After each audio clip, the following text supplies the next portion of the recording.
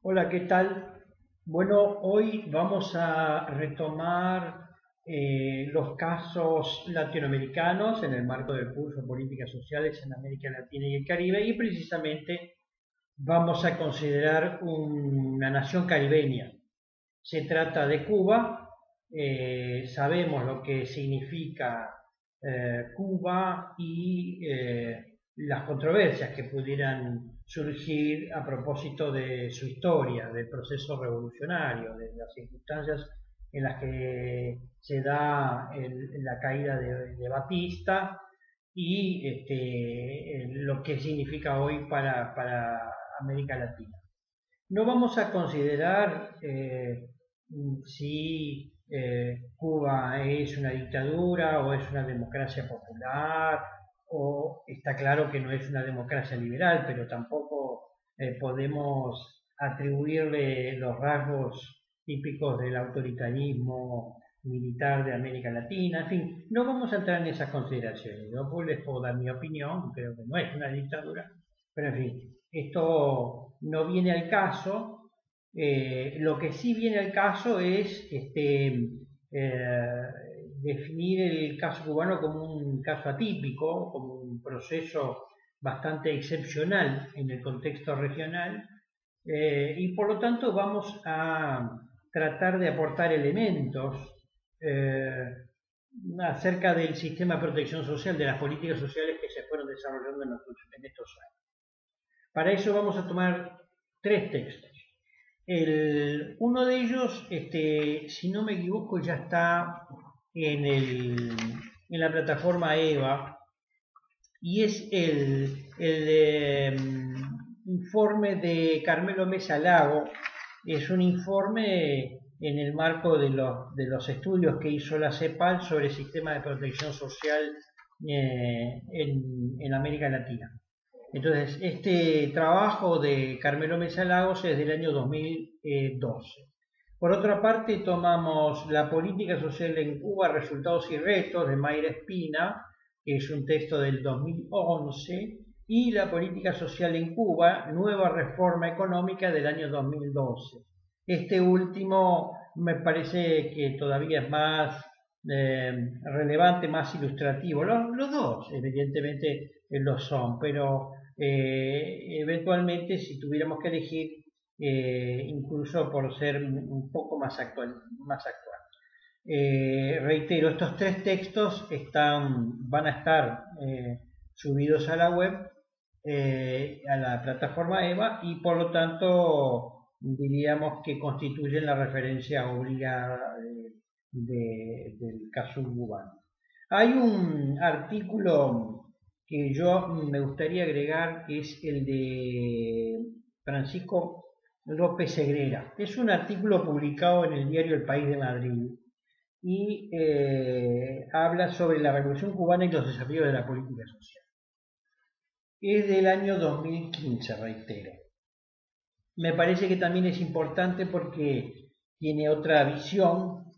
Las tres visiones, los tres autores a los cuales nos remitimos son, vamos a decirlo así, serios, rigurosos en su análisis, no toman partido, si se quiere, a favor o en contra, simplemente lo que hacen es establecer las grandes ventajas y las insuficiencias y los problemas que ha tenido el desarrollo, el despliegue de las políticas sociales en Cuba. Pero en fin, dicho esto, vamos a tratar de seguir un poco el desarrollo que plantean los autores, y haciendo una historización apretadísima de lo que ha sido el proceso cubano. Una primera etapa que refiere a las primeras tres décadas, 1959 a 1989, es decir, el inicio de la Revolución Cubana y el derrocamiento de Batista hasta prácticamente muy cerca de lo que fue la caída, el colapso del bloque soviético. Y allí entonces lo que destacan los autores es que hubo un enfoque integrador y un estilo universalizador. y en términos de sectores o de políticas sectoriales se apuntó al pleno empleo, a la reducción de la desigualdad, a la universalización de la educación y la salud, a terminar con el analfabetismo que era importante en proporción a la población en la década de los 50. Efectivamente esto fue logrado una década y media después. Acelerar la incorporación de mujeres al empleo, una expansión de la cobertura de las pensiones, vivienda para todos, programas de asistencia social a nivel nacional, etcétera, etcétera. Es decir, los primeros 30 años implican el despliegue de lo que constituye, digamos, la columna vertebral del sistema de protección social cubano. ¿Sí? Allí se perfila y se termina de dibujar el edificio, el Estado social cubano. En 1990, como sabemos, hubo, bueno, tras la caída del muro de Berlín y la disolución de la Unión Soviética, un impacto profundo hubo en las naciones que de alguna manera tenían alta dependencia de la Unión Soviética y entre ellos, entre estas naciones, Cuba. Por lo tanto, allí los autores señalan que entre 1990 y 1994 hubo un impacto muy importante de la caída de este bloque soviético en los indicadores sociales, una caída muy significativa, algunos lo sitúan en el orden del 35% del PBI, lo cual es altísimo, una paralización de la industria y del agro y por lo tanto una pérdida de bienestar y, si se quiere, un retroceso respecto a los grandes avances que había obtenido la Revolución Cubana, el proceso cubano, hasta el inicio de la década de los 90. Y por otro lado, ubica en una etapa posterior, entre el 93 al 96, en donde hay una suerte de reformas pro mercado. Allí quiero señalar solo un ejemplo de lo que significa. Siendo una economía altamente centralizada, planificada, dependiendo directamente del Estado, sin un juego de oferta y demanda clásica como lo hay en un sistema capitalista, estas reformas pro mercado, si se quiere, implicaron el reconocimiento, por ejemplo, del papel de las cooperativas, de las cuentas propistas, es decir, del sector privado o no estatal en la economía. Esta idea, por ejemplo, del cooperativismo, de las asociaciones civiles no estatales, ¿verdad? No dependientes del Estado, tuvieron a lo largo de estos años ciertas oscilaciones entre la prohibición y no permitir el desarrollo de estas experiencias cooperativas hasta su promoción décadas después, ¿verdad? Dependiendo un poco de las circunstancias, de la coyuntura y también necesariamente de las élites que de alguna manera estaban conduciendo el proceso cubano. Entre el 2004 y el 2007, más para aquí, hubo un importante crecimiento del PBI y por lo tanto una expansión de los servicios sociales para el conjunto de la población.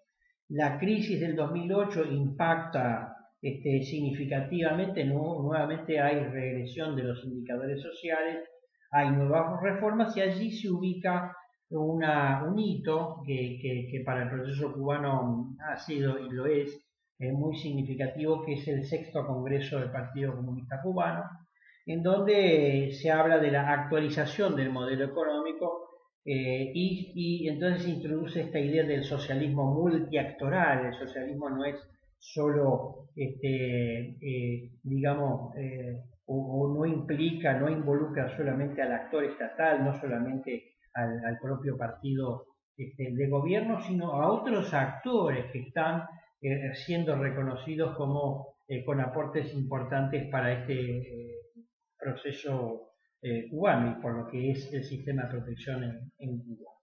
Entonces, hay un socialismo multiactoral, se tiende a una descentralización territorial, hay un papel mayor de los municipios, hay una política social que combina esta vez universalismo con focalización, es decir, intentando a partir del reconocimiento de las desventajas de algunos sectores y segmentos poblacionales que incluso históricamente arrastraban desigualdades, bueno, el desarrollo de una política específica para estos segmentos sociales. Y hay una idea de equidad que se conjuga, o por lo menos se sostiene en base a tres pilares, a tres ideas fundamentales, que es la idea de la igualdad, el reconocimiento de una igualdad absoluta, el reconocimiento de un pilar de solidaridad o de una dimensión de solidaridad y por otro lado de una igualdad relativa, es decir, conforme a las distintas diferencias y conforme a los distintos aportes de los segmentos sociales a la economía y a la sociedad en su conjunto. Vamos a reiterar, o por lo menos señalar, algunos aspectos, pero apenas como titulares, de lo que significan los sectores o las políticas sectoriales en Cuba. En términos de seguridad social hay que decir claramente que hay pensiones de seguro social contributivas, donde contribuyen los distintos actores, tanto el Estado como principal contribuyente, naturalmente, pero también hay una participación y una contribución a nivel empresarial y a nivel de los trabajadores. Desde el punto de vista de la asistencia social, todavía hay sectores sin asistencia, pero se procura precisamente a partir del reconocimiento de las dificultades y de las desigualdades que se vienen arrastrando históricamente, el desarrollo de un sistema que logra, o por lo menos que intenta incluirlos. Hay subsidios universales, básicamente a artículos racionados. En términos de educación, el sistema es universal, público y gratuito, lo mismo que la salud, que son los dos grandes sectores de avanzada, si se quiere, y que se distancian de forma muy significativa respecto a la mayoría de los países latinoamericanos, con indicadores realmente muy importantes. En términos de vivienda hay aportes del Estado y de la población. Allí hay un juego que empezó hace muchas décadas tratando de que todos fueran propietarios y que dejaran de ser arrendatarios para lograr después un sistema mixto de producción de vivienda social. En términos de empleo, la mayor parte de los trabajadores son estatales y hoy en día se admite el aporte del cuentapropismo y de las cooperativas, sobre todo en algunos subsectores de la economía. En definitiva, podríamos hablar muchísimo del modelo cubano. Lo que importa es que en términos de protección social hubo grandes avances. Y notoriamente los autores lo destacan, un incremento del gasto social que se despega en términos proporcionales del PBI, se despega respecto al resto de los países de América Latina. Los indicadores en educación y salud son sin duda también muy destacables, al punto en que prácticamente la cobertura de la matrícula en el nivel de enseñanza secundaria es altísima, reitero, mucho mayor que la cobertura en el resto de los países, y la matrícula en el nivel superior o terciario o universitario es prácticamente la más alta o de las más altas en América Latina, incluso de las más altas en el mundo, ¿verdad? Es decir, que hay una población que logra acceder de manera gratuita, hay accesibilidad al sistema de formación técnica. Lógicamente que hay otros problemas, que, reitero, se vienen arrastrando hace muchos años atrás, y que no han podido resolverse aún. La pobreza no desapareció, tiene esos vaivenes, ¿verdad?, de acuerdo a las circunstancias económicas. No tenemos que olvidarnos que hay un bloqueo desde hace muchas décadas que también influye directamente en el desempeño económico. No es la razón única, si se quiere, que explica los problemas en Cuba. Es uno de las variables a considerar. Hay otras variables a considerar, por ejemplo, el hiperestatalismo, ¿verdad? Hay una altísima concentración en los centros decisores, y unas dificultades para lograr que la descentralización sea cada vez mucho más extendida y juegue un papel importante en el modelo cubano. Es decir, reitero, insuficiencias las hay muchas, todavía no se ha logrado una cobertura total en algunos sectores de la población, pero las diferencias con el resto de las naciones latinoamericanas es que desde el punto de vista de la seguridad social, es decir, el régimen previsional, la educación y la salud se distancian claramente en términos de que son evidentemente es un modelo universal y como se planteaba al principio apunta a la integración social. Podría seguir hablando muchísimo de Cuba, es realmente fascinante poder estudiar Cuba un poco sin prejuicios, ¿no?, sin preconceptos, sin decir qué horrible que es Cuba o qué fantástica que es Cuba, ¿verdad? Porque así hay que trabajar a nivel de las ciencias sociales, tener elementos de un lado y del otro y ser bastante rigurosos en el abordaje de los casos. Entonces le reitero estos textos de Carmelo Mesa Lago, que por cierto nunca fue ni lo es comunista, pero es un experto en seguridad social que efectivamente garantiza objetividad y rigor en su análisis, y Mayra Espina, que también es una excelente investigadora de referencia para América Latina. Bien, entonces con esto estamos entregando prácticamente sería el último caso singular en el contexto, en el panorama latinoamericano. No creo que podamos incursionar en otras naciones. Habría mucho para decir sobre México e incluso sobre Puerto Rico, que en alguna edición del curso lo hemos mencionado, lo hemos traído a colación como caso, si bien no es una nación independiente. Ustedes saben que Puerto Rico es un estado que forma parte del estado de la Unión, de Estados Unidos, con cierta autonomía, es un estado asociado, pero no tenemos mucho tiempo. Con esto estamos concluyendo la unidad 2 y vamos a partir de los próximos videos, de las próximas entregas, a incursionar en el módulo 3 para poder presentar a pocos días las pautas para el segundo parcial, que está fijado al principio para el último día de junio. Sabemos a esta altura que el periodo de julio va a ser virtual.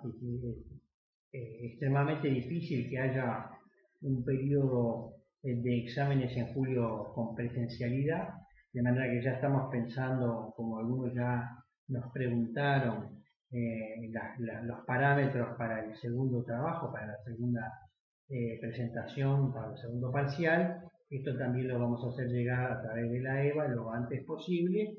Y entonces en el módulo 3 vamos a volver un poco al cuerpo más teórico, a un análisis crítico con una mirada muy global de las políticas sociales actuales, con algunas anotaciones respecto a la restauración conservadora, de la cual ya hice mención en las oportunidades anteriores. Y vamos también a hacer una referencia muy clara a algunas propuestas que se están manejando con más intensidad en estos días y que tienen que ver con la idea del ingreso básico universal, como plantea la CEPAL, y la renta básica universal, como la plantea la red de UDELAR, la red de renta básica universal, que viene trabajando en ello hace más de 2 años. A propósito del cual les voy a subir un video que me fuera grabado en el año 2017 y que creo que resume bastante bien esta idea de renta básica y cómo se puede inscribir en un nuevo régimen de bienestar, en una nueva arquitectura de protección social en el Uruguay y en América Latina también. Así que dicho esto, otra vez les digo a través de mi correo electrónico, ya estoy dando respuesta a algunas inquietudes respecto a los resultados de los parciales. Me pongo como siempre las órdenes para evacuar dudas y brindarles la orientación que sea necesaria. Bueno, como siempre les decimos, si nos cuidamos nosotros, cuidamos a los otros. Nos veremos muy pronto. Bueno, y si no nos veremos, por lo menos a través de estos canales podremos llegar a una comunicación que sea útil para todas y todos ustedes.